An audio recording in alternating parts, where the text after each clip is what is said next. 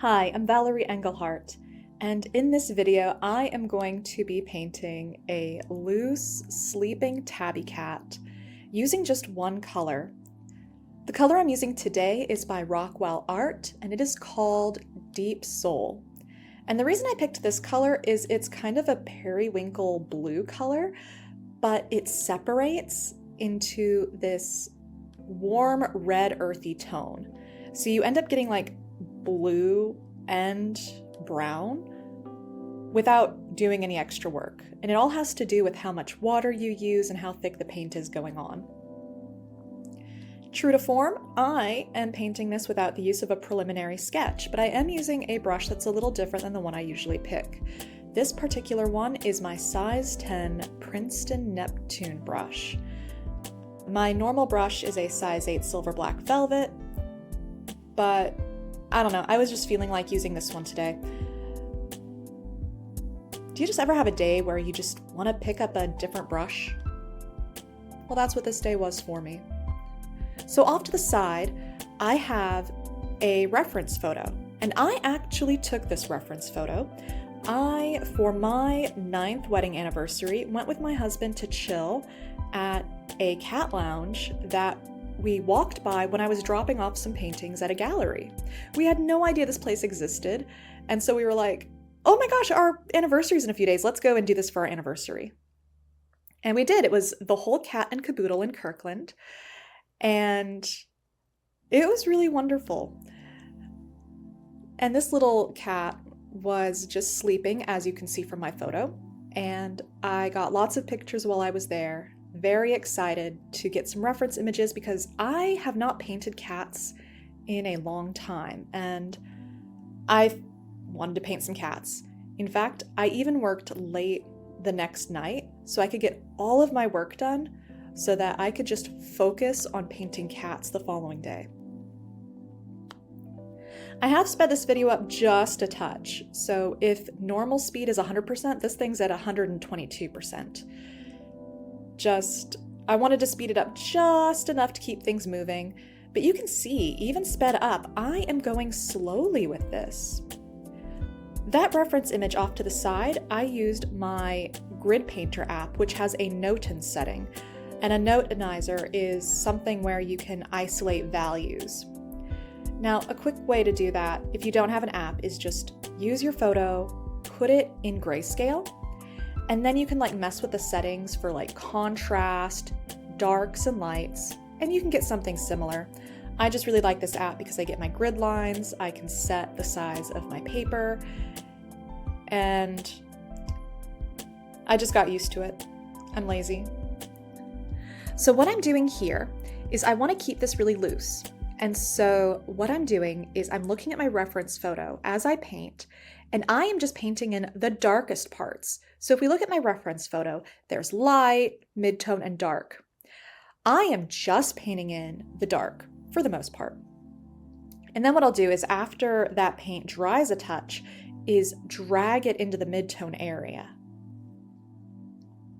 But my challenge here is I want to keep this really loose. I even want to keep some of it unpainted, but in a way that you can still recognize that it's a cat. And this one is definitely my warm-up study because this cat is facing away from me. I don't have to worry about nose, eyes, facial features. All I have to do is focus on the stripes. And stripes actually are a little hard for me because we can distinctly see those stripes. And I'm someone who likes to paint washy and loose. And so trying to balance those distinct stripes while keeping everything atmospheric was a little tricky for me. The other tricky part is, and I've said this before on other videos, where it's easy to get deep dark values if you use a very dark paint because all you have to do to lighten it is add water. But if you start with a paint that doesn't get really dark on its own, it'll only ever get so dark. And that is my case with the Deep Soul paint. And I knew that going in. I wanted a challenge and I wanted this look. But that is something to think about, that this paint will only ever get so dark. And so how do I get my range of values knowing that my darkest dark is only ever going to be maybe a deep mid-tone at most? And a cool thing about this paint is everywhere where I really concentrated that paint, you get that brownish red tone. And the reason I find that entertaining is shadows are usually cooler and you usually use like a blue color. I'm saying you, I don't mean you specifically. There's a term for it, and I don't remember, but it's like the understood you. But anywhere where I made things really dark and I was going for shadow, it is coming out warmer in tone. And that is interesting. And I didn't even do that on purpose. That was just the paint working on its own. So I really love the Rockwell art paints. This one was from one of the charm sets. I've got the magic set, both the charm sets. So I don't remember which one's in my palette, but whichever one it is, it's the one with like Tree Sprite and God's Back. God's Back is like my favorite purple. And usually when I work with blues, I like greener blues, more of like turquoise or teal. And this is a purplier blue. But for some reason, I just really like using this blue. So one way that I'm trying to keep things loose is I used a lot of water to touch that curvature of the cat's back to soften it, but also it kind of acts like a foreground. So in my photo, this cat is sleeping on a cushion and it's got a lot of pattern work. And in the color photo, there's a lot of color there. And I could see that being really interesting actually, where you have a gray cat on a very colorful cushion. But that's not what I'm going for here. So by just dragging some of that pigment out, surrounding the cat, it creates this soft texture. And by keeping my brush strokes in that kind of horizontal motion that I did, but keeping it a little curved, it looks like the cat might be sleeping on a white duvet cover. It's something that anchors my subject to an environment without actually having to paint an environment. So you could say I'm lazy. I could say it's an artistic choice. You can be the judge of that. Now, I don't have the tail in the reference photo showing, but that tail is actually facing a different direction. And I did not have room on my paper to do that, so being an artist, I just changed the curvature of a tail. I know what a cat looks like. I know how a cat's tail moves. And so I just had it curl towards its little paws. And speaking of paws, notice how I've painted those paws. Those paws are away from me, and I don't really want to paint the white of the cat. If you look at my reference photo, you can see it's white belly and white paws, but I don't really want to paint that. I want to leave the white areas or very light areas unpainted. Now I am using Fabriano 1267 watercolor paper, and it's a student grade, inexpensive, and it lifts really easily. So if you saw me flicking my brush kind of at the base of the tail, I was lifting paint off to reclaim some of that white. And it's important to know the properties of your paper when painting, because I don't know if you've noticed where I'll go and paint over an area and the paint lifts right off. That can be really frustrating, or it could be exactly what you want. It all depends on the style that you want to paint and knowing how to use your tools properly. So would I recommend using expensive professional grade paper? Absolutely! That stuff is so much easier to paint on with fantastic results. But that doesn't mean you can't use the inexpensive student paper. Just understand that these papers don't behave the same as each other. And depending on the effect you want, maybe this cheaper paper is exactly what you need. Oh, but take a look at the back of the cat. Like, see how that area is really dark, but it's splitting with the red and the blue? It's just so cool. I love these colors.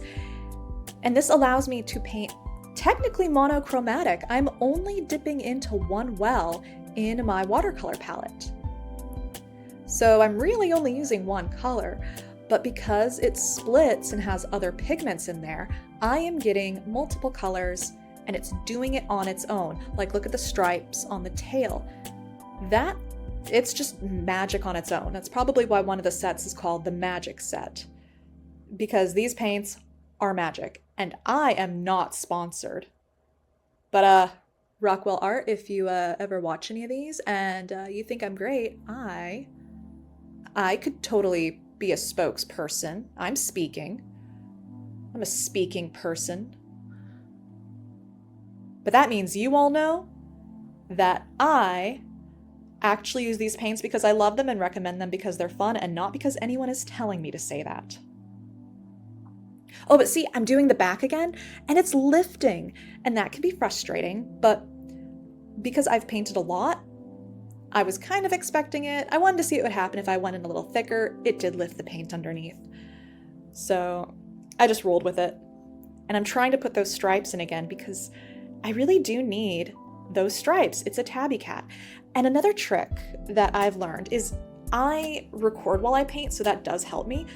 But if you're ever having trouble with your painting where like it doesn't look right and you're not sure it's looking the way it's supposed to, take a picture or just look at it through a screen.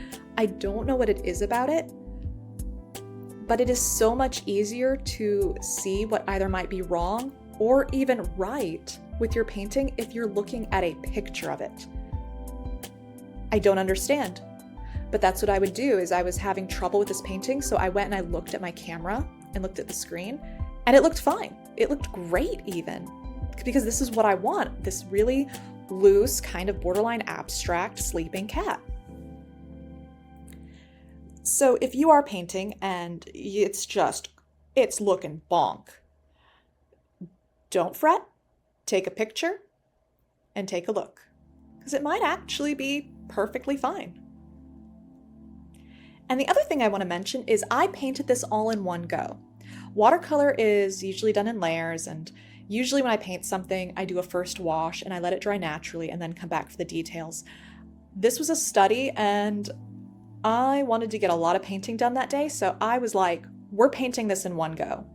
And so understanding your paper's drying times and like how wet your room is, there are just so many things where I can give you tip after tip after tip, but you're just gonna have to paint yourself and see how it works for you, because watercolor, while beautiful, amazing, my favorite medium, it's practically got a mind of its own and it does what it wants to do. You just have to help it. Fluffing the back of its little kitty booty by moving some of that pigment. One of those instances where having the paint lift easily from the paper was exactly what I wanted. Same here, lifting some highlights on the tail.